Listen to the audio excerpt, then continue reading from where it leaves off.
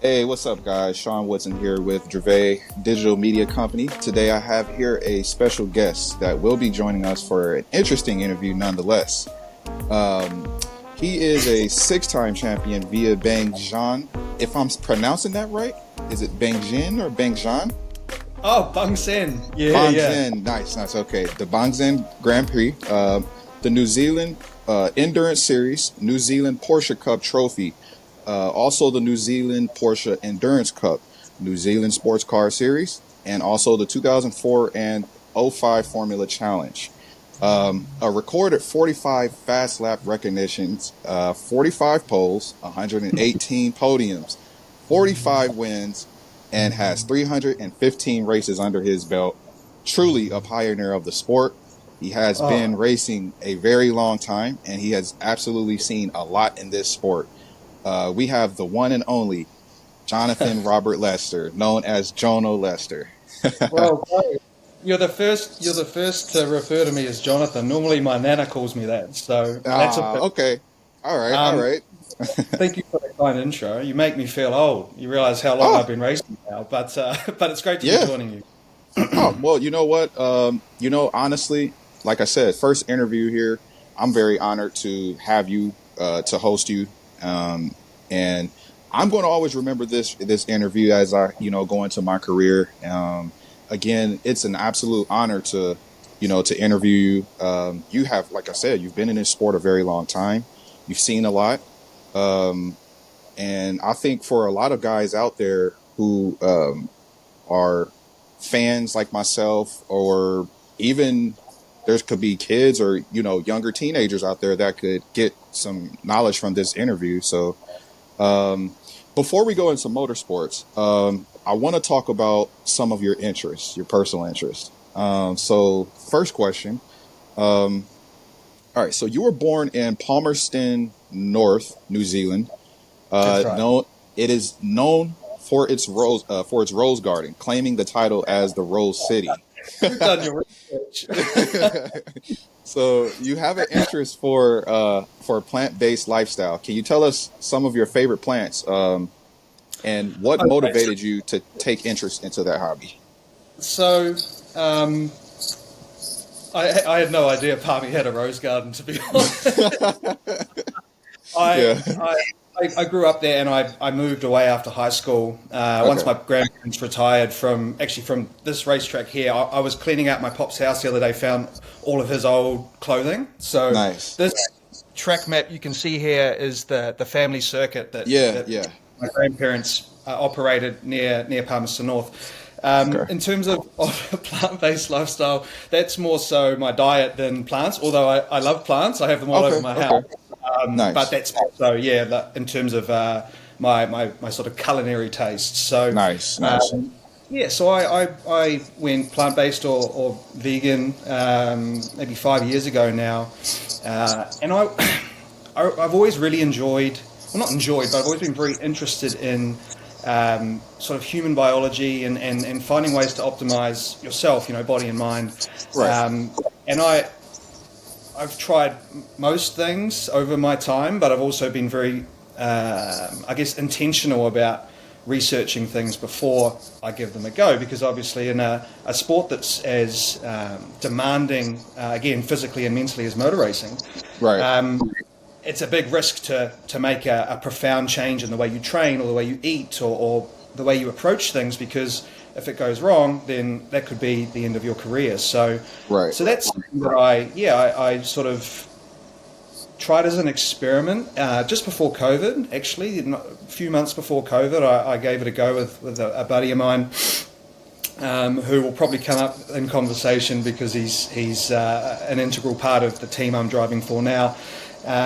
So yeah, I made this dietary change, mate. I've got friends in the All Blacks, our national rugby team, and Oh, some other nice. quite inspiring people in Yeah. the kind of ultra endurance, like running and multi sport space, who have taken this approach to the way they eat. And mate, Yeah. I've just excelled. Hello, here's one of my cats. I've just sort of, it's ramped up all of my performance, my happiness, my well being, my Hmm. empathy for other people and animals. Yeah. So in terms of my career, it's been a positive, but it's been a positive more so in terms of my general life as a whole. So it's definitely Okay. something that, I'm 5 years in now, and I won't be going back. Nice, nice. Very very interesting, and you could say inspiring too. Uh So for my, yeah, I mean, I like to lead by example. I don't. yeah, I know that the term vegan is still very triggering for a lot of people, yeah, and I don't, and never would push an agenda on people. I prefer right. to lead by example, and if people sort of see me out doing cool things like ultra marathons or Yeah, difficult human endeavors, and I can do it without eating animal products, then yeah. that's kind of the only validation that I need. Like it's proofs in the pudding. Right, right. Okay, that makes sense. Nice. Um, Next question is, so I see that you're big on hiking. Do you Yeah. have a favorite place or places in particular that you like to partake in hiking? Um, and what are the three absolute must needs that you have to have with you on your journey? Good questions, bro. Yeah, Okay, so I'm very fortunate that I live in New Zealand. We yeah, have a beautiful landscape, and I'm always reminded of this when I go and race overseas. And obviously, every part of the world has its own beauty, hmm, but I always come back home and think, man, I'm very lucky to have been brought up in this country with yeah, nature really on your doorstep at every turn. So, look, I live in a town called Taupo or Taupo, hmm, for those who struggle with our pronunciation with the Maori language. yeah, Um, and so I live in a lake town with a mountain behind it and forests all around. yeah, So I'm tickled pink in that sense. I can head out my door and there's hundreds of kilometres of trails and nature to explore. oh wow, nice, In terms of a favourite, um, our the mountain in this town or near this town is called Ruapehu, and it's actually an active volcano still. oh really, Yeah, yeah, it hasn't popped off in a while, and touch wood it won't. yeah, But that's an epic place to hike for sure. There's some very popular sort of tourist friendly routes you can do there, but a bit like the racetrack or the freeway, they can get very yeah, busy at times. So I prefer to go a little bit more off the beaten track, and the path less trodden, if you like. Um, there's a particular route around the mountain which I've done with a friend of mine. We actually did it after the first big lockdown in COVID, and we had okay, to get out of the house, out of town, to just escape what yeah, we'd been put through. So we figured out that you could traverse the entire mountain in one go, and it's about 80 kilometers. oh really, So so we sort of made a little bit of a plan in terms of daylight and when we'd start and finish, and right, we decided we'd do it all in one go, like no overnights at a hut or anything. yeah, So so we set off at sunrise, had beautiful weather, and hiked through the night with our head torches, which was really fun. yeah, And then we arrived back at the start. I think it was about 21 hours later, and we were obviously completely exhausted. But yeah, it, a, it was a really cathartic and powerful experience, because I think, aside from the beauty of the hike itself, because we'd just come out of lockdown, it was a bit like a therapy session with my mate. yeah, Like we just yeah, chatted about anything and everything with no walls up, and that was. It was really special. So that's a beauty. Anything around what we call the Tongariro region, which is where the mountain yeah, is if you're coming to NZ from anywhere in the world, if you're listening, that's definitely a spot. I mean, we have dozens of amazing hikes around the country, but this right, one's close to me, so I love it. Top three things. Oh man, you need toilet paper. yeah, You really do. Like there's some certain leaves you can use, but they're hard to find. So yeah, definitely you need toilet paper. What else would I suggest? I've historically probably been a little bit silly in my younger years with not taking enough warm clothing.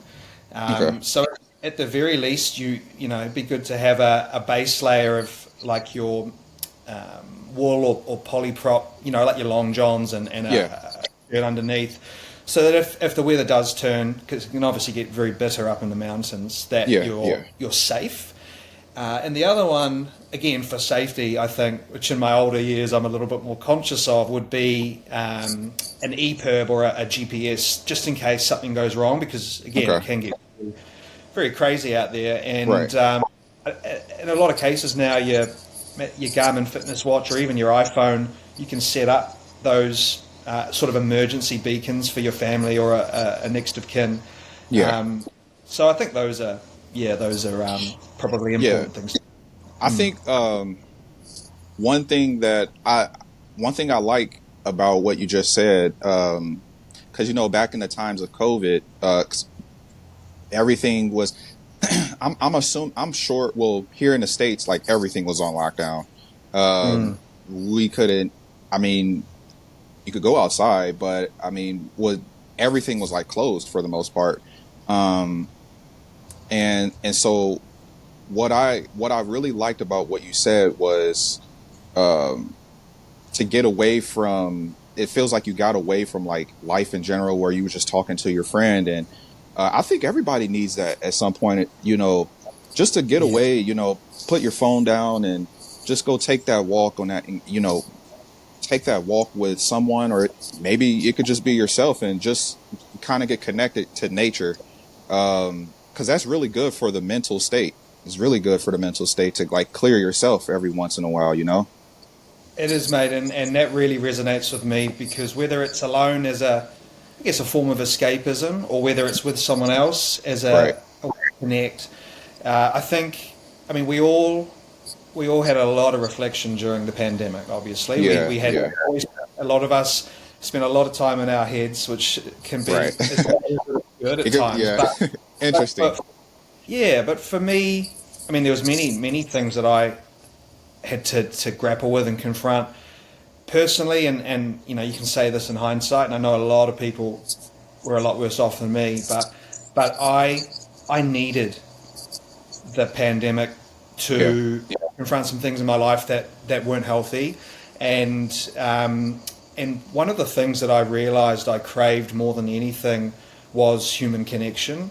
Mm. um, and with motor racing, you spend a lot of time alone in transit. You're living out of a bag, you're staying in hotels, and yeah, you're obviously with your team at the track, and there's a really good energy there, but a lot of the lifestyle is quite solitary. Yeah. Now, when you're young and you're a traveling bachelor, it's great. Like, you're traveling the world, someone else is paying for it. It's fantastic. Like, Yeah. it's the best way to travel. But at the same time, if you're not careful, you can become a bit of a nomad, a bit of a warrior monk. And I Yeah. think that's where I ended up. And I wasn't happy in myself. Like, I had the coolest job in the world, but I wasn't happy. And so, community and human connection, aside from a few other things that I now know are very important in my life, that was something that I really craved during the lockdowns, and I'm Yeah. sure you and most other people, that was definitely something they missed, whether it's their family or their best Yeah. mate or whatever. And hey, if you don't have pets, it's even worse, right? Because at least there's something during a lockdown that can give you a little bit of companionship. Right. So yeah, well, it was in hindsight something I needed, and I'm in so much better a place now for my life and my career than I was. So I can look at That's good that to from hear. from a Yeah. positive lens, but I obviously, Right. Right. globally would prefer it didn't happen, but maybe the Great Right. Right. Reset was something that was actually necessary as well, because Yeah. the world's a pretty messed up place at the moment. Yeah. True. True. And then the last question, as far as your interest, you have a profound respect and love for animal welfare. What is a message you would like to send out there for the people to know about your experience with animals? It's a good question. I think, and this is something that I guess, discovered or learned when I changed my diet. And I didn't go plant-based for animal welfare. Like it was for selfish reasons. I did it for me. I wanted to feel better, and again, body and mind. However, it's natural that the flow-on effect of this lifestyle change is being more conscious and more empathetic, not only to animals but to your fellow man. Yeah. And I think that's, I was probably quite a selfish person before that, again, career driven. And now I feel like I'm a lot more empathetic to others. So in terms of a message, something that I heard or read early in the piece was basically the root of all evil in the world is believing that you're better than someone else, whether it's a person or an animal or a race or an age or whatever the discrimination is. That's the root of all evil. And when you really break that down and you think of most conflicts around the world throughout history, that has been quite a prevalent reason for the conflict in the first place is conquering someone else because you believe you're more powerful or you're better, or it's so that really resonated with me is animals, they think and feel just like we do. You see a lot of videos now, again, TikTok, Instagram. You see some of those beautiful videos of people connecting with whether it's farm animals or domestic pets. Right. They have the same capacity to love and to feel and joy and pain as we do. So why should we treat them any different than we treat our loved ones? So that's sort of how I try and live now. Even to the extent, man, like I've got a couple of big poisonous spiders living in the window framing of my lounge here. Oh, and really? I only have one poisonous insect or animal in the country, and to be fair, like if it bit you, it wouldn't kill you. You might get a lump and a bit of pain, but we're very lucky in that sense in New Zealand. But in the past, I would have just smushed them, right? And now I kind of look at them as flatmates. They just kind of hang out. They're not bothering me. I'm not bothering them. So unless I wake up in the middle of the night and one's on my face, I just leave them be. And that's I wouldn't have done that before. So I just try to be a little bit more thoughtful about how I treat others now. Yeah. Right. Yeah. I think the importance of animal welfare and just animal love is to preserve a life. We do that. As a human being, I'm all for peace, and a lot of us out here are. And I think the one thing that we all have in common is life preservance, life preservance is always treat others with respect how you would like to be respected. Same thing goes for an animal. They still have a life too. Sometimes in relationships or just in our lives as a human, we have emotions where we'll get upset with one another or something, but that doesn't mean we go hurt each other. You know what I'm saying? And same thing goes for animals. Your pet or a animal may do something that might bother you, but treat them with the same respect as if you would treat a human being. And honestly, I'm all for positivity, and what goes out in the world comes back to you. So it's good to know that that I'm a big believer in karma as well, so we're on the same page. Nice.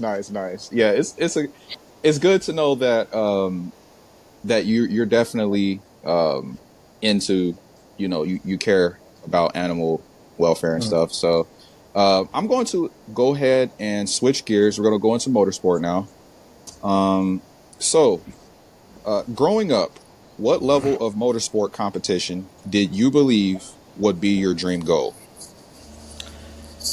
Man, you got good questions. You're going to be good at this. If this is your first. I appreciate that. I really like, if you're in think of Drive to Survive or F1, if you're in the press compound, you're getting asked the same bullshit all the time. and it's so robotic. So this is real stuff. So I appreciate that, man. Repeat the question for me again. Sure. Growing up, what level of motorsport competition did you believe would be your dream goal? Okay, so I had an interesting, I guess, launch pad into driving because I was very, fortunate in a sense that if I wanted to, then it was possible because of the family involvement in the Yeah. sport. So 3 generations, starting with my grandparents, they they put together the plan to build this track, and then ran it for over 30 years until they retired. So growing up, Right. I think I went to my first racing event when I was 2 weeks old. There's some photos of me as an infant sitting in the cockpit of a Formula Atlantic car, which is, I guess, the equivalent of Formula 3 now, Yeah. with my father. And this was at the New Zealand Grand Prix. So obviously I don't remember that, but my entire life I've been at racetracks. And a lot of people would think, oh, well, I would have started in go-karts when I was 5 and blah, blah, blah.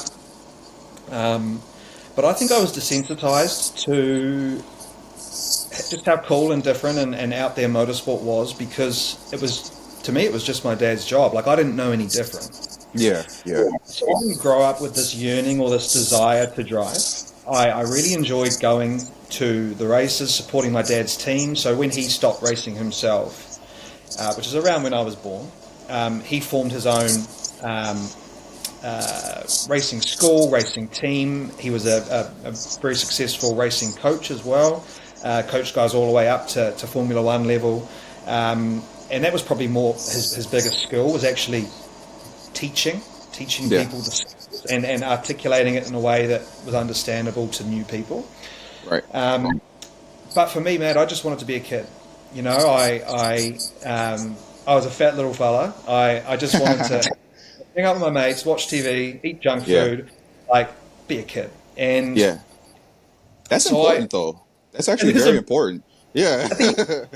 find your own way to your passions, right? And thankfully, even with the family involvement, they never pushed me into the sport.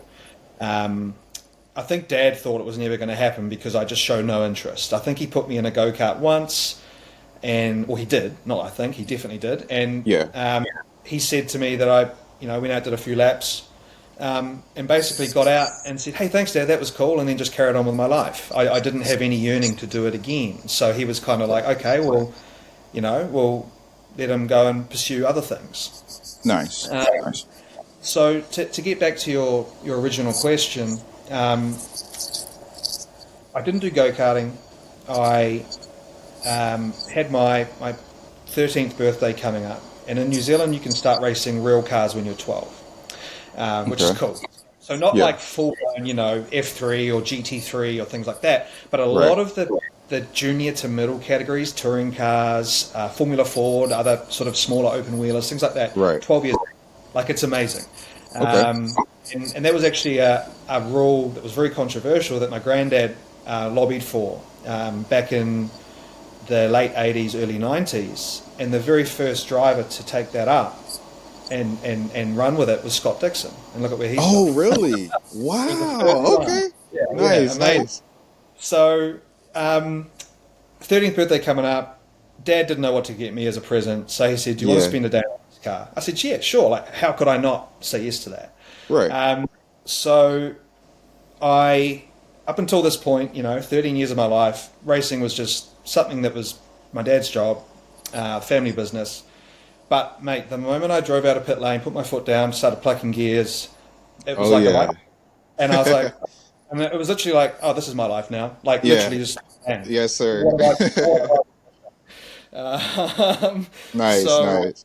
at that point, in terms of a goal, I didn't have one because it was a bonding experience for me with my father, with my grandparents, following the family passion. They obviously supported me as much as they could. We didn't have any money, but we had a lot of connections, which is important. Network's just as important as money in our sport. You got to sort of mold the two together. Like balance, but it allowed me to raise sponsorship. Now, it wasn't until I'd probably been racing for two and a half years in small open wheel cars, and I was very quick, but I had no racecraft because I hadn't done karting. So that took, a couple of years to to sort of figure out where you could make a move on somebody and not outbreak yourself and fire it off or crash. Right.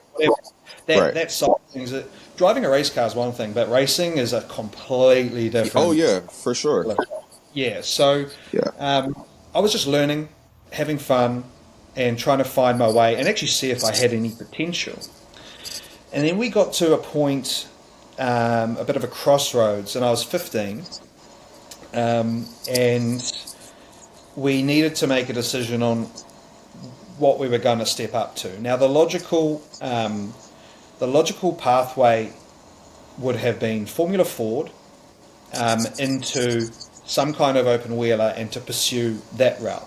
Yeah. But then also down in our part of the world, New Zealand, Australia, have the V8 supercars, which is obviously king here. It's all anybody cares about. No one knows who I am in New Zealand, like unless you're a diehard race fan, because GT and everything else, no one knows who you are. If it's rugby or cricket or supercars, you're a household. We had a family discussion, and again, thankfully, in terms of making these key decisions, I had the wisdom of my father and my grandfather to try and guide us in a way that had the path of least resistance. Okay. And at the time, like, we knew that like open wheel wasn't going to work because I was too inexperienced and already too old based on where I was at in terms of the category. Yeah. And it was going to require, tens of millions of dollars to actually make it. Right. So I never really looked at open wheel or Formula One like it was even a possibility. Mm-hmm. Supercars was something that we thought about because we had some family connections with some teams and drivers at the time. Oh, nice. But something that wasn't really a thing like it is now was GT cars. And so, like GT3, for instance, was still maybe 5 years from even existing. Mm-hmm. But Porsche Carrera Cups were really booming overseas. Right. And we had a Australia, New Zealand, Trans-Tasman Porsche Cup, which was very, very competitive, like world class. And so we thought, why don't we try this? And at the time, like, it was all seasoned professionals, people now in their early 30s like me, or and then obviously a few, hobbyists, competent but still amateur, like gentlemen drivers. Like gentlemen, yeah. So we lobbied to get a dispensation to race Carrera Cup when I was 15, because we thought this could be a pathway here. This is a growing part of the sport. And Motorsport New Zealand basically laughed us out of the room, said, "You're dreaming. Not going to happen. You're too young. It's too high risk." Yeah. So we kept pushing. And the next year, when I just turned 16, we finally broke through. And they said to me, they gave me a temporary license, and it was quite a high pressure thing because they basically verbatim said, "We're going to allow you to do 3 events. Okay. If you mess up, you're going to be the reason why nobody else can do this in the future. But if it goes it might take away from more young guys." So it was like, it's all or nothing for you sort of thing. That's a lot of pressure. Man, as a 16-year-old, I just felt like the world was on my shoulders, but we went in, we had a great sponsor, a company here called Blackwood's Pickles, which were the only reason that we could have made that jump. Yeah. They really got me going, so I'm forever grateful to them. And got in the series, and at my 3rd event, we won my first race.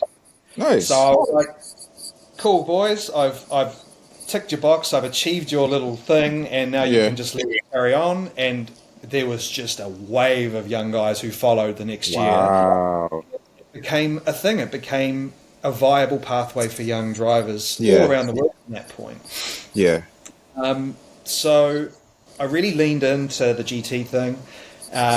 Did Carrera Cups for 3 years, and then the GFC hit, and lost the sponsor, and was kind of back to square one. I won't run with that because we'll be talking for hours, but your original question, that was how I found my way to GT. Right. that progressed into GT3 once it became a thing. Yeah. And that was where I got my first professional contract was with Petronas, so obviously Mercedes sponsor. Right. They had right. a very successful GT3 and touring car arm of their motorsport activities, which did everything from Japanese GT, but also British touring cars, and a few other sort of domestic Asian championships. Yeah. So that was a leg up that got me going. Flipped that script from me having to pay to play to actually being paid, and it wasn't a lot of money, but I was being paid to live my dream. Yeah. Right.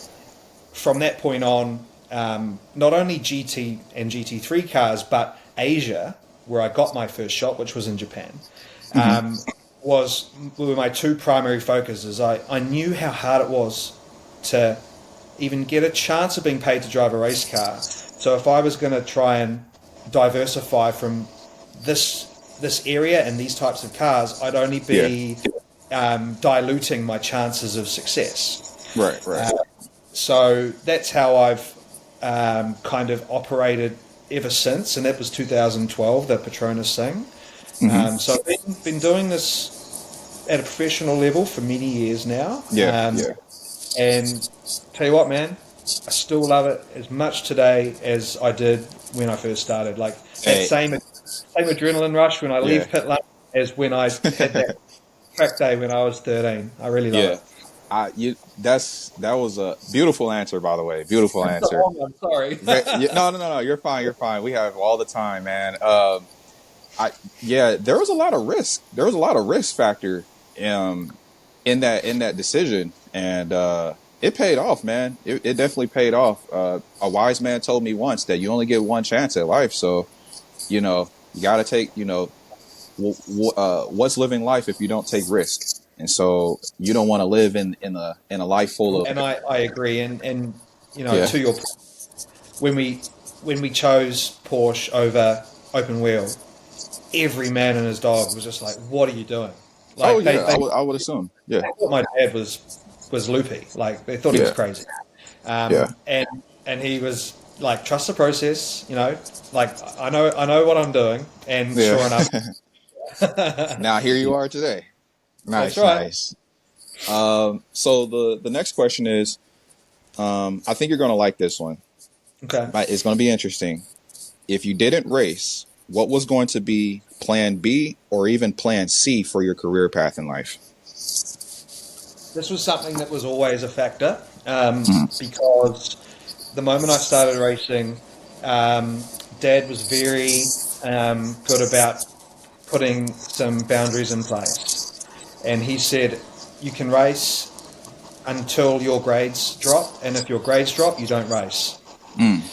So I was very, very good at school because I wanted to go racing. Yeah. I was in a accelerated program where we did everything a year ahead. I basically finished school like everything possible when I just turned 16. So I was like wow, a couple of years ahead.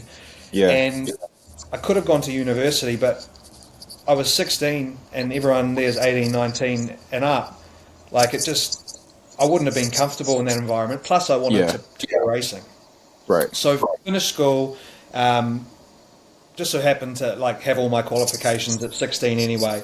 And so Dad said to me, you get a year to pursue racing, like post school. And if we get to the end of that year and you haven't gone anywhere, then you go to uni. So if I was going to have done that and gone to uni, I was really interested in becoming a sports journalist. Okay. Yeah. Whether it's the written word or in front of the camera, I really enjoyed that stuff. I actually did a little bit of it on the side when I was coming up anyway.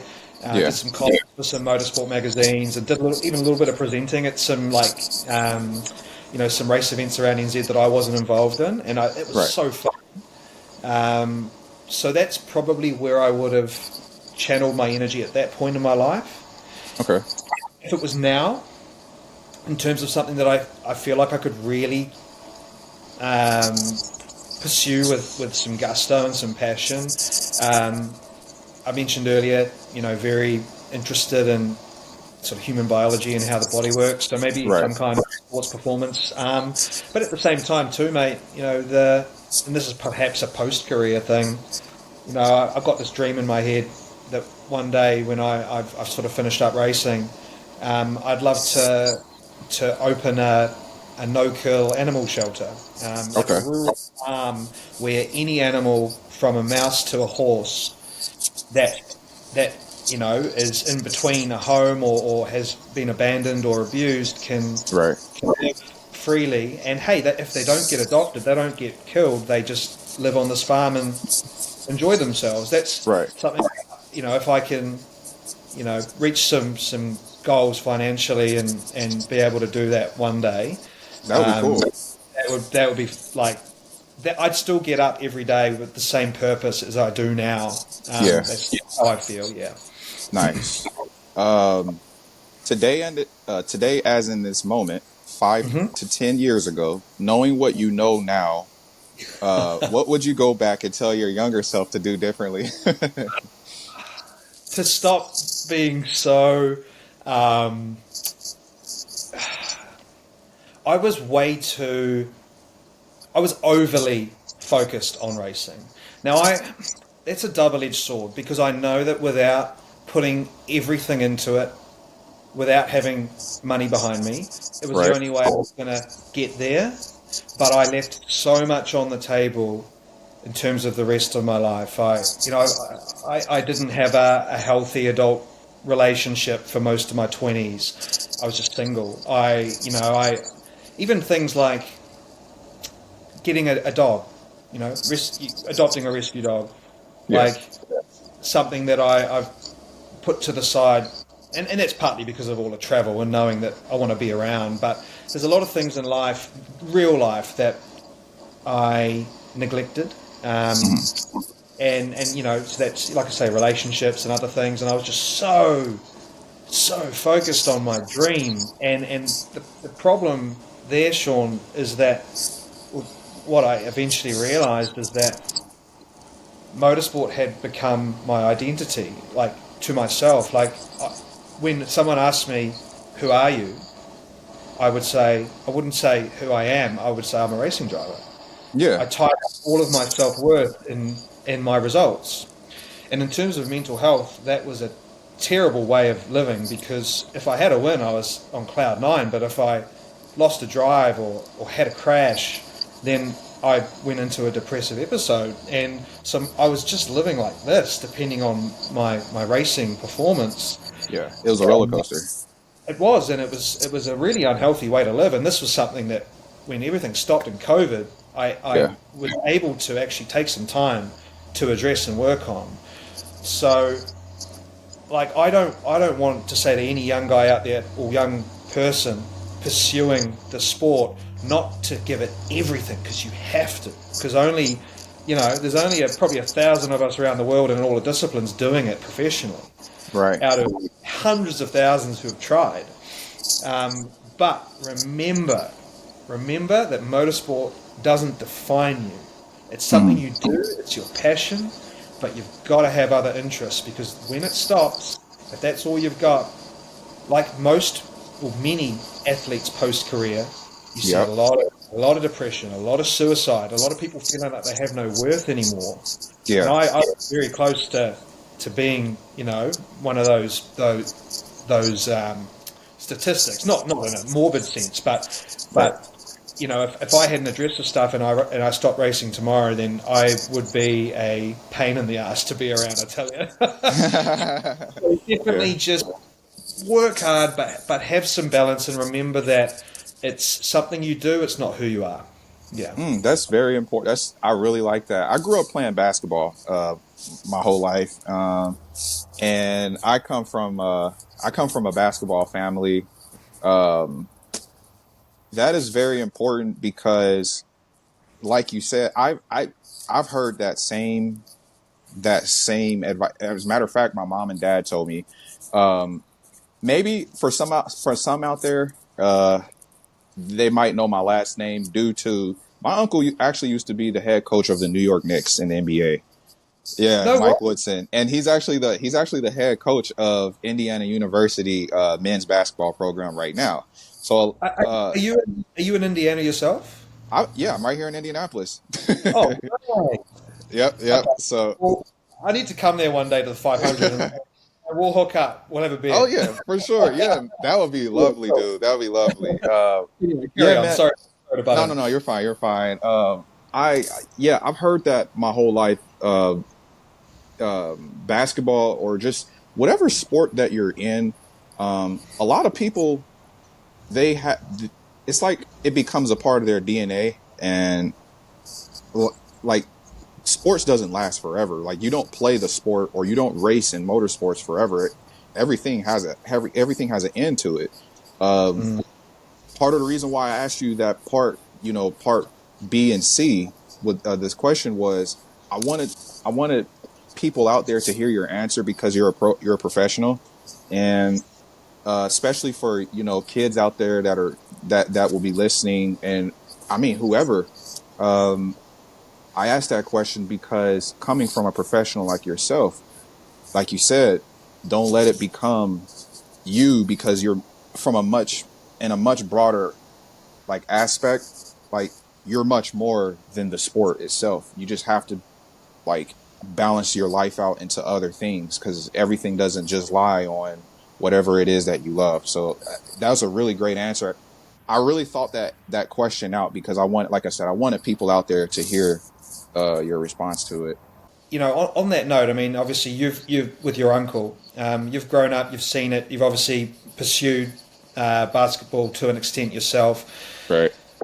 and so maybe one other little bit of advice or just a little takeaway for people, and this is something that I actually heard in a podcast I was listening to myself with a very well-known driver manager who is an old friend of my dad's. Some of your listeners may have heard of him. His name's Pee Wee Siddle, and he's worked with a lot of guys from Formula One to DTM Yeah. to all these other cool championships around the world. And he was posed an interesting question in terms of what is the most important thing, the most important tool in the toolkit for a young athlete, not just a driver, because this transposes across all sport. And he said, surround yourself with good people. That's Hmm. it. And the reason I say that is because basketball, great example. Young athletes, rugby here, same thing. Young athletes with a lot of ability are targets for Yeah. people basically taking your money. Whether it's Exactly. who doesn't have your best interest at heart, with pocketing some of your cash. Like a lot of Yeah. these guys, they're not business literate, and so if they're not fully in tune with their finances and their worth, and somebody else is managing it for them who is doing it for their own selfish reasons, then that's why, again, half these guys who've been making millions of dollars end up with nothing on the other end. So surround yourself with good people, Yeah. whether it's your manager or your manager or just people who are guiding you. Make sure, this is easier said than done, but make sure that the connection you have with them is real and genuine and true and not transactional. Yeah. Beautiful. Beautiful. Um, so I have another question. Let's see. For the racing fans out there listening, would you walk us through your pre and post race routine? Yeah. Why not? Okay. So, I mean, I've been doing this a while now. Would you say 300 and something races? So, Yep. I've had a bit of time to kind of, I guess, craft a routine. Um, I guess it depends on the level, but in general, I'm self-managed, so I look after everything related to my career myself. That means that I manage my own website, I design my own website, I manage all the socials and content and even the design of things around it. I used to design my own posters because I couldn't afford to pay anyone, so I kind of I self-taught all these various disciplines that would mean that it would save us money while we were trying to make it. Right. So I'm quite hands-on in terms of the lead up and the post event, because sponsor dealings, media dealings, booking flights, invoicing, negotiating with teams, planning all the logistics. Like, I'm plugged into every element of the process. Yeah. So I'm a contractor as a professional driver, which means that I'm not a Ferrari driver. I'm not a Porsche driver. I drive them, but I drive for a team, and I negotiate each deal individually, and they all vary in terms of numbers and bonuses and whatever. But in terms of an event itself, once all of that is in place and signed away, flights are booked, blah, blah, blah, blah, blah. Yeah. Obviously, having a very, very disciplined checklist for your kit. And to be honest, I don't need the checklist anymore with what I need to have in my kit bag. But it's still important to have when you're coming up. Because, man, I'll tell you what, you'd be surprised how many times drivers turn up at the track and they've forgotten their gloves or their earplugs. Oh, wow. Drivers turn up without their helmets, man. Like, What? which is obviously they get so much shit for it. So you've got to look after your own stuff. Like, that's your responsibility and yours alone to turn up with the right kit. Right. So that's important. And then depending on the level of the event, preparing, press releases and more so social stuff now, just to make sure that your community and fans and followers are up to date with what's going on. Right. I also, from time to time, will then coordinate with some of the media here. Like, for instance, this year I'm doing GT World Challenge Asia, and so I've made sure that the local television in New Zealand will play those races. Oh, nice. I've got one of my personal sponsors to pay for the coverage, and then they get branding on the TV, and it gives me extra visibility locally for some of the people who have helped me out as well. So get all of that stuff in place so that when I actually get to the race and put my race driver hat on, i.e. getting into work mode, I don't want to worry about any of that stuff. Right. Because typically that's something that somebody else would handle, a PR lady or whatever. But because I do it all myself, I'm very disciplined about getting it all done before I get on the plane, so that I don't have to think about it until I get home at the other end. Let's just say you're a great multitasker. Yeah. Maybe in another life I should have been a woman, but because they do it well. So then, obviously, jump on the plane, get there, and typically I like to arrive with it. I need to have at least a day to acclimatise, not so much to heat, but and the time zone differences aren't crazy to Asia. Like, it's typically 3 to 5 hours from New Zealand, so it's not a major shift. Okay. It's not like going to Europe.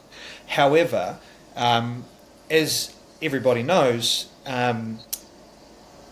you get travel fatigue.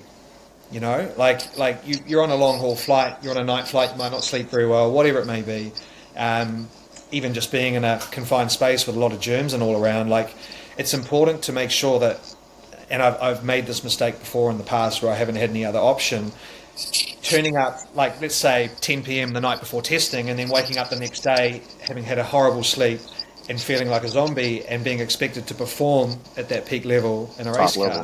Yep. And so now, I always make sure that for the sake of another night of accommodation, I have a day to acclimatise, go for a run, just get used to the climate, and even just go, whether it's to a workshop or to the circuit itself where the team are preparing, and just spend a day with the crew, like, just being plugged in. What's going on? Where are we at? Do we have any issues that we need to solve? What are our objectives here? Is there anything I can do? Now, that doesn't necessarily mean hands-on. Like, you do not want to let me near a wrench or a screwdriver, but there's other ways that I can help with my skill set, and even just my experience now, to make sure that that every little box is ticked before we hit the track. Race weekend itself, I am a big fan, and I make this a point now that I won't drive for a team, no matter how good they are. I better not. I better not pigeonhole myself there because if a factory team comes, I might change my tune. But oh, I always prioritize team culture now. When I was young, I'd take anything because I needed it. Now, Yeah. if it's not an enjoyable environment with good people who are all treated equally, I won't drive for them because there's some really toxic race teams out there who are very fast, but it's a horrible work environment. Yeah. And so I'd actually prefer a lot of the times to drive for a slightly less competitive team, but have a great time doing it and actually help them elevate up to that top level. Right. So I always make sure, well, not I, but because of the way I've cultivated that now, I drive for teams where the crew and the drivers and the management all stay together. We eat together. We hang out together. It's not like, oh, this is the guy funding it, and this is the boss, and these are the mechanics. Yeah. Like, because you create a divide, and that's not healthy. So, like, in New Zealand, for instance, with our Kiwi team, like, we'll go to our races, and we'll all stay in an Airbnb, everyone. Yeah. And we have barbecues, and we Nice. we create that connection, rather than all just heading Scatter. off to your hotel and being alone. So that's important, and that creates a really good energy in the garage as we go through the event. Yeah. However the event runs, once you finish, I find that I'm most productive at an airport, in an airport lounge, whether it's going to or coming home from. Okay. So typically when I'm coming home, I'll get to the airport super early, like 4 hours before the flight, but then I'll get up into the lounge and I'll spend that 3 hours before we board doing all of my post-event reports. Whether it's just updating sponsors or preparing some press stuff, or an engineer report for my engineer where we break down every session, what my feedback was, what worked and what, so that we can carry that into the next race. So I have a checklist in that sense. It's very important. And I always get complimented by teams for this. They're like, oh man, we get, we wake up on Monday morning and open our email and you're the first person in there with everything we need before the next event. Yeah. Sometimes I wonder whether that's a little bit over the top, because you're so exhausted after the race. Sometimes you just want to relax and have a beer and have a sleep. But I don't know. I'm quite intense. I just want to get it done so I can then relax after. Yeah. So it works for me. And that way, when I get home, I don't have a big list of things that I need to do. I can kind of just get on with my training and my prep for the next race, and again, things in life outside of motor racing that are important. So I don't want to neglect those things when I get home. So yeah, that's kind of a rundown of how it works. I hope that answers the question. Yeah, for sure. I thought it was actually very interesting that you're able to it's very interesting that you're able to like juggle all of those things at the same time, still race. And like the thing about racing, obviously, as most people would or hopefully should know, is that it's not just only about getting in a car and shifting, upshifting, downshifting, brake point. It's not just only that. It's much more mental than it is like physical. You've been in a lot of endurance championships, so like especially with those endurance racing races, it's more mental than it is like actually the physical aspect of it. So like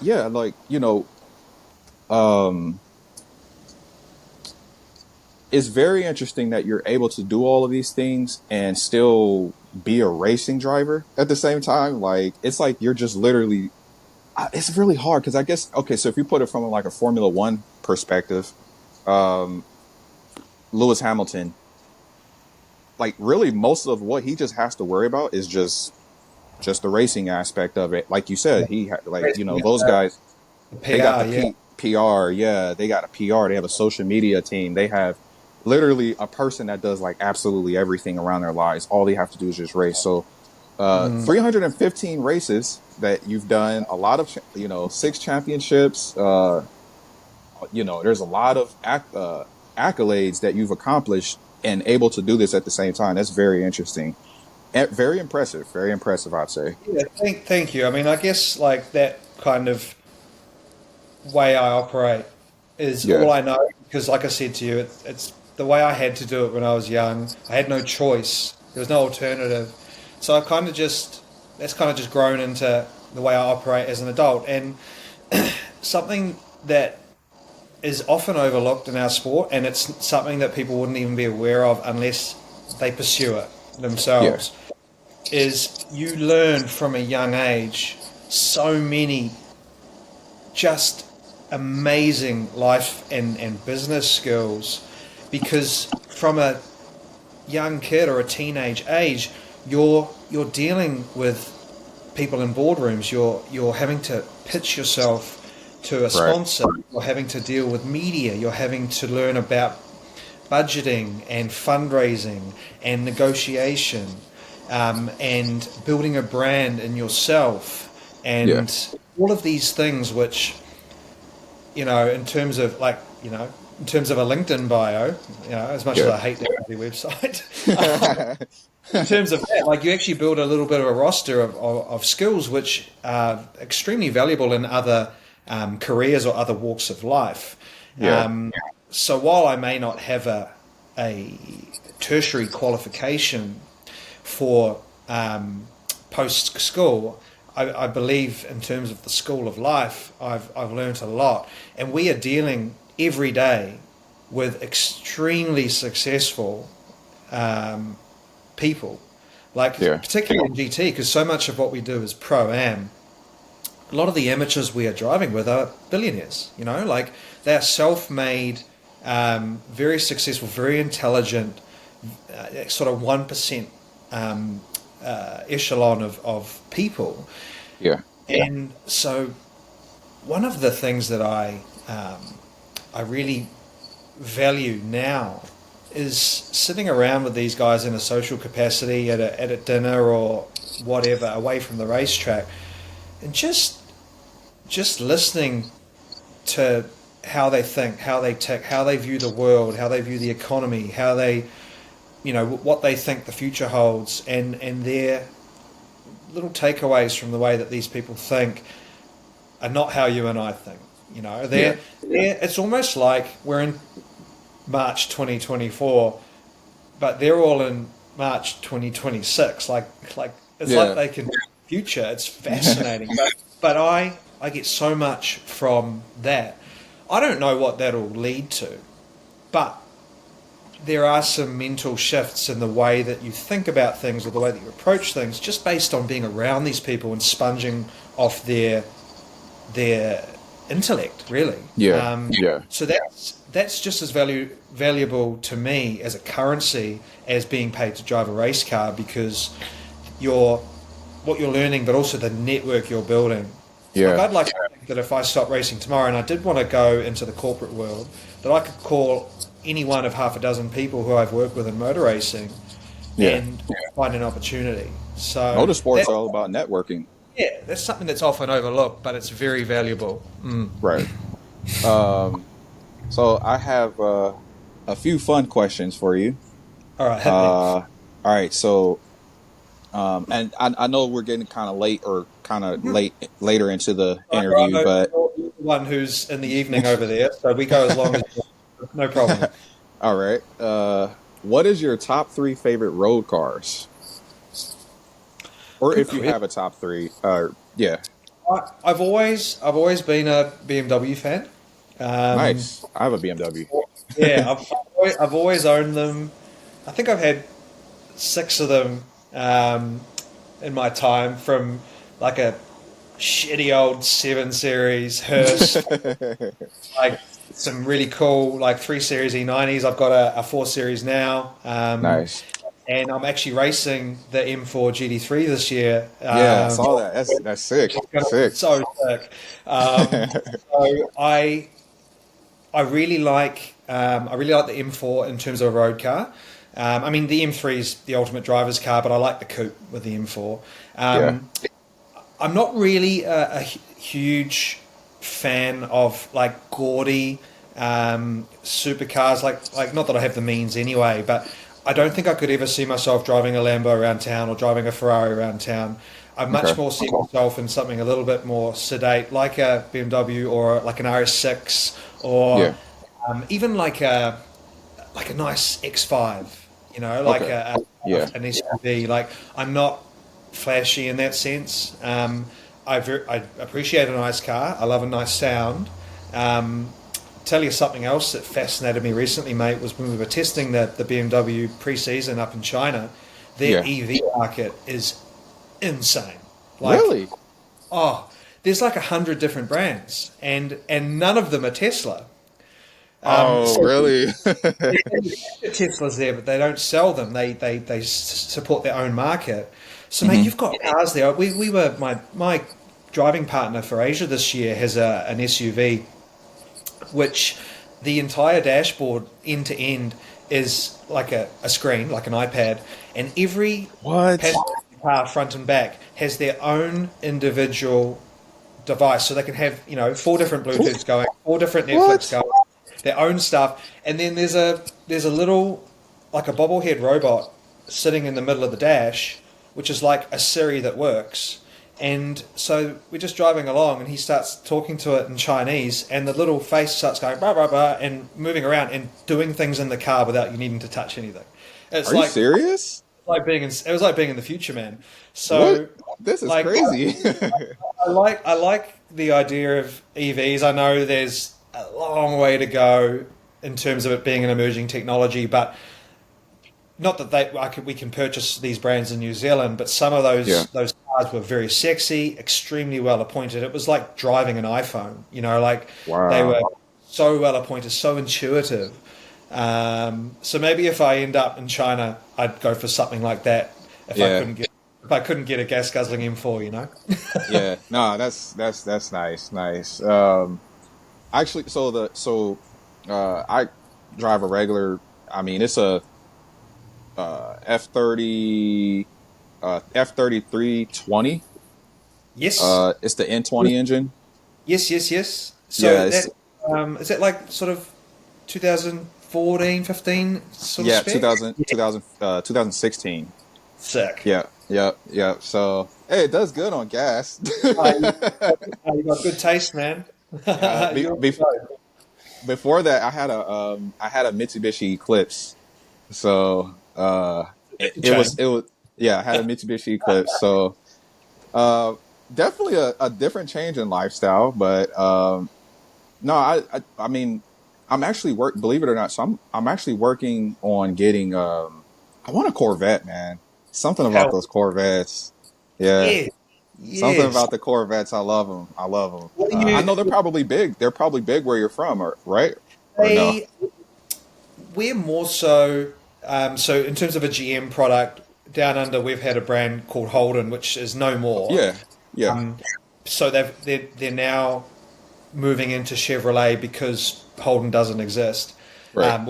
Holden's the same as Vauxhall in the UK. Okay, Um, and so you are seeing more now, more Chev products. Obviously, yeah, Ford is huge here with the Mustang and every Ford product. right. But the Corvette, have you seen their new GT car, the new GT3? Ooh, it looks So, nice. It and that looks was nice. actually we were pursuing that. That was our top choice for this year. What happened? However, because they're only doing IMSA this year, they're not doing Okay. out of the US. It wasn't viable for us. So Ah, okay, okay. we've actually gone with Aston Martin for our local team. Yeah. We are releasing that press release in 44 minutes from now. Oh, really? Yeah, like it's ready to go. So we're going to Sepang for the Sepang 12-hour next week in the new Vantage GT3 Evo. I think Okay. we're the third team in the world to debut this car. It's a Um, it's a that's a beefy V8, man. but originally we were going to go Corvette because it just is so sick. And look, the Yeah, Aston's great, but maybe a little bit more sedate in terms of styling than yeah, the Corvette. So we're true. going to keep a close eye on that because I believe it's a very good car in terms of usability as well. So yeah, Okay. yeah, very sexy, man. Yeah. Nice. Top five favorite music artists, Oh or man, three, you or can't spot like that. I'll give you no? some I'm not. genres. Okay. I'll Okay. give you some genres. So like I love UK drill, even though I'm a white guy. What? Yeah. I really love jazz, man. Like if I'm sitting at home and I'm working or reading a book, I listen to jazz. Nice. And that was something that actually one of my race engineers got me into recently, and I was just like, man, what have I been missing out on? And I also love, and this is a little personal joke, the way we refer to it within our team, but we refer to it as like divorced dad rock, like that '90s, early 2000s divorced dad playlist, Yeah. Yeah. like Collective Soul and all of those rock artists from that era. I love that stuff. That was always playing in Dad's workshop growing Right. up. Um, and if I'm out training, like if I'm running, a bit of EDM or a bit of drum and bass for the high tempo as well. So quite Nice. an eclectic mix. Yeah, in terms of artists, I'm not gonna answer because it changes with the It's kind of seasons. like with the mood. Yeah. Whatever the Oh, mood is at the yeah, moment. sure. That's quite Nice. a good there. Yeah. Um, Here's a really good one right here. Um, if you were presented the opportunity for all for all occasions, but only can choose one, Indy 500, Monaco GP, or the Le Mans, which of the three would you choose and why? Man, so Le Mans is our goal for our team. Yeah. And this is the Aston team. So part of the reason we've selected Aston is because that allows us a trajectory to potentially get a World Endurance Championship allocation in the future. Now that we're Mhm. talking maybe 3 or 4 years off, we need to kick a few goals first in terms of showing the manufacturer we're worthy. But Le Mans is our team's goal. In terms of sports cars, it's been my goal for ever since I started GT. Yeah. My father ran a team there in 1996. Oh, really? And I was 6 years old. I was there. I remember so much of it. It was such a profound memory, even at that Yeah. age. They ran two 993 GD2 Porsches, Kiwi team, and they finished second and fourth overall. Oh, wow. Really Nice. good result. And so, we've got this dream that this was 1996 that my dad's team ran. 30 years before that, in 1966, was the year that Bruce McLaren won. Yep.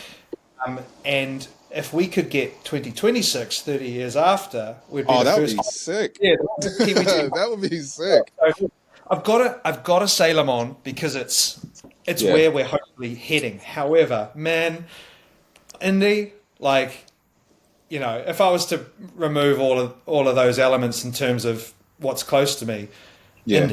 Indy, man, Andy. 100%. Like it would scare the pants off me, but 100% Indy. I think Monaco is more of a tradition now. The race is crap, like it's Yeah. never, Yeah. unless it rains, it's really not very exciting. Yeah. It's really just a weekend of opulence for rich people.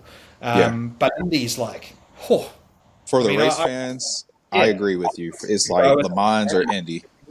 but that and Le Mans for sure. But yeah, Yeah. Indy in terms of just pure madness for sure. Yeah. Yeah. I was at the Indy 500 last year. And actually it was my first time ever going. Matter of fact, that was my first race I ever actually attended in person, like actually go. And like, It's all downhill from there, man. yeah, Like, man. I was and I actually I sat infield. I sat infield turn 3, and I like Paddle Award, and so Paddle had crashed. If you were, I don't know if you've seen if you were watching it or not. I'm pretty sure you probably saw a highlight of it, huh? which year was it? Last year. Last year, yeah, okay, I remember. Yep. Because Yep. there was a bit of drama around that. That was when Pato and a couple of other drivers were kind of all Yeah. season. Yeah. Yeah, So yeah, yeah. so Paddle. They say that Paddle. I think he tried to go for the dive. I think it might have been on Cal. Was it Cal Kirkwood? I don't know who it was, but Yeah. yeah. And he lost control, man, and he crashed directly right in front of me. If I have videos, matter of fact, I might send it to you on Instagram. I can send you. Yeah. Yeah, yeah. But Indy 500 was insane, man. That is an insane experience. But Le Mans, um, Le Mans that's like the holy grail, man. Like to me, I feel like Le Mans is a holy grail. Like where if you're talking about um like legendary Yeah. Tradition. historic There's tradition, similar tradition in India. I guess it's more Americanized than Le Mans, for yeah. obvious reasons. But it's 100 years old, right? So they're both Oh 100 yeah, years old, yeah, races in their own right. But I guess in terms of for a purist, perhaps Le Mans is yeah, the truth. yeah. Like historically, on a global sense. So you've 24 got to, hours, man. if we get there, then you're invited, right? Oh, sweet, yeah. You don't gotta tell Like, me twice. and that's being recorded, so you can hold Nice, me to. nice. You don't Yeah. gotta tell me twice. Bags packed. Cool. All right, so this will be the last question, and we're gonna go ahead and wrap this up because I know Cool. you got things to do. All right, what are your three favorite vacation destinations, or your top three destinations you'd like to visit? Okay, and I'll do the latter, the ones I'd like to go to. Um,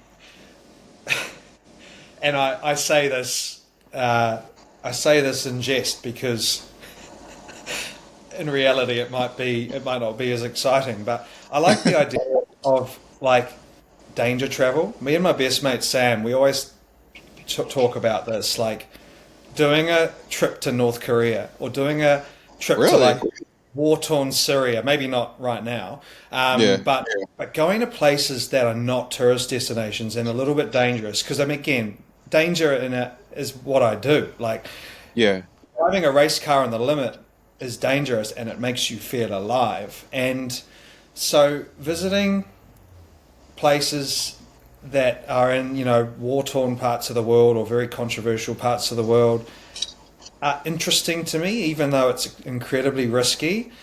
I'm very curious about seeing what the realities of these places are rather than what the media tell us. okay. So, it might be a trip you don't come back from, but I feel like it would be a memorable experience. So we've raced in Korea a few times, and Yeah, Sam actually looked into North Korea, and I didn't know you could go there. And obviously, you don't want that stamp in your passport. yeah, However, it is possible. You can go on like a 2 week, guided trip around North Korea, and I was like, yeah, holy shit, man! Like, imagine that. yeah. So yeah, dangerous places. In terms of places I go, I love to go to as a break, though, that I have been to. Hmm. Um, Bali's a great spot. For anybody who hasn't been there, Bali is a beautiful spot. If you get out of the busy sort of party areas to some of the more wholesome parts of the island of Indonesia, it's one of a few places in my life that I can go to and completely unplug from the screen, Yeah, and yeah. from life and just recharge. So Bali's, I'm actually going to go. I've already booked a trip for May between some events and I'm going to go for 4 or 5 days. But on the way home, post race, have a bit of a reset and come home refreshed. So it's Nice, nice. nice. Yeah, nice. Um, I'm a big I'm actually here. I'm in Indianapolis until later this year. I'm moving down to Houston, Texas. Cool. Yeah, moving down to Texas. But I've always been I like I like places where like you're near water. Yes, bro. So Oh, yeah, you're landlocked, right? yeah, Most yeah. of it. Yeah. Yep. Yep. Yeah, so yeah, like I do like places that are like near water. I would like to visit. Um, I would like to get out of 'cause the only place I've been outside of the United States is Canada. So I'm There's a lot to see, bro. You know, like, yeah, I can say it from a privileged position, that I get to travel the world as part of my job. But um, you'll see a lot of things you love. You'll see a lot of things you don't. But yeah, it's all part of building um, an appreciation for where you come from, but also for what else is out there. Like yeah, for sure. it's there's so much to see, man, and still a lot I haven't seen either. Yeah, this Still world haven't is been, big. We live yeah, in a haven't big been, world, man. as I said. So Yeah. yeah, like so you think? I mean, in terms of water, then could you end up somewhere like Cali, or is that not your vibe? uh, that's dang. So I'm getting interviewed now. Well, throw it back, yeah, Yeah, no, California. Yeah, no, I definitely want to visit. yeah, Um, but I'm not really too big on it. I'm more. If we're gonna talk about places that's like near water, United States, um, Miami, yeah. Miami, New York. Actually, New York is a really nice. Have you been to New York before? No, man, I haven't. I Yeah, want. I'd love to have a white Christmas yeah, and Central Park. One of my best mates just did it last Christmas and was showing me, what he saw and what he did. He yeah, went to he went to Travis Scott and he did all the stuff and like yeah, he had the best time. And even just like the aesthetic, everyone in their long winter coats and yeah. their boots, like The it's boots. we Yeah, don't get here. Like we get bugger all snow in New Zealand. We do have some southern areas with snowy mountains, but like most of the country will get cold weather, but we never get snow. So, that's not. Yeah, so that the idea of a white Christmas is something I haven't done before, and I'd love to yeah. do that in New York one day for sure. Dude, I'm trying to get away from it. I'm trying to go where you're at. You get snow in Indy, right, from time to time? Yeah, it does. Yeah, It does from time to time. Yeah, it yeah, it it does get really extremely cold here, man. Because we're not too far off from Chicago, and the Great Lakes of the United States is like right in that area up in the Midwest. So that wind it comes down from Chicago and it swoops in over Indiana, and it gets pretty cold. yeah. I can imagine. So I Yeah, didn't realize 'cause I'm terrible with the geographical location yeah. of all your states. So Mm. you're not far from New York. Then you're on the eastern side, Yeah, but a actually, little well, bit. if you okay, so to make it less complicated and easy, you could say, but you could say so. Like I guess if you look at it from like if like from California to New York, people from California or anybody else that's not from the United States will look at Indiana as like part of the East. But we're considered the Midwest though. Sure. The East Coast is like New York, Washington D.C., Boston, New Jersey. Those places are like considered like the East, or you would Yeah. say the East Coast of the United States. But places like the Midwest would be considered Chicago, Indianapolis, Detroit, Michigan. Okay. Um, Got yeah, to mention. Detroit, Michigan. Yeah, yeah, Yep, yeah. Kansas Cool. City. And then the West or the South, you got like Florida, Texas, Louisiana. West Coast, it's like Los Angeles, Phoenix, Mm. Arizona, or Phoenix, Arizona may not be considered West Coast, more like Southwest, but West Coast, yeah, Phoenix, Portland, Oregon, Seattle, Washington. These are like your West Coast parts. So yeah, if you ever do decide to come to the Indy 500, man, Oh no, maybe we could take a road trip or something. I really want to, and even in a sense of the sports car scene there, like sports cars are popping off in the US now, and Yeah, yeah, we've looked at IMSA, for instance, dude, you guys try it out. as a viable potential part of our road to Le Mans. Mhm. We're looking obviously more towards Europe in terms of that trajectory because it makes more sense in terms of, like for instance, European Le Mans and WEC are very much in the same locality. Yeah, But I've got friends who have run and competed in the US, and the IMSA calendar, your circuits have a bit like New Zealand. They're old, which means they have character. They're bumpy. They're dangerous. Like apart from Coda, like you run off, you're in the dirt or you're in the wall. You're not on concrete. Like they're real, and that's why that's so appealing to me, because our circuits in New Zealand are the same. Like if you pop a wheel off on the grass in New Zealand, you're in the fence and it's going to hurt. But that's where you get your rush from, Yep. So I look at your Watkins Glens and your Road Americas and your VIRs. And I was just going to say Road America is a great place. Your street tracks. And again, we have a lot of street tracks here in New Zealand, Australia. Like Long Beach, that roundabout. Nashville is a good street track. Yep. So, like, mate, if obviously, like I sort of said earlier, Asia's been my hub for my career, and I've got a couple of contacts in the US, but I've never really been able to make it work. But never say never, because I tell you what, if the opportunity came up, I'd be there tomorrow. I think I lost you there for a second. Sorry about that. I'm just saying, if the opportunity came up to race in America, I'd be on the next plane. For sure. Oh yeah, that's sick, man. I'd love to experience it. Yeah. Yeah. Well, that is going to wrap up our time today, man. I gotta say, there was a lot of interesting points.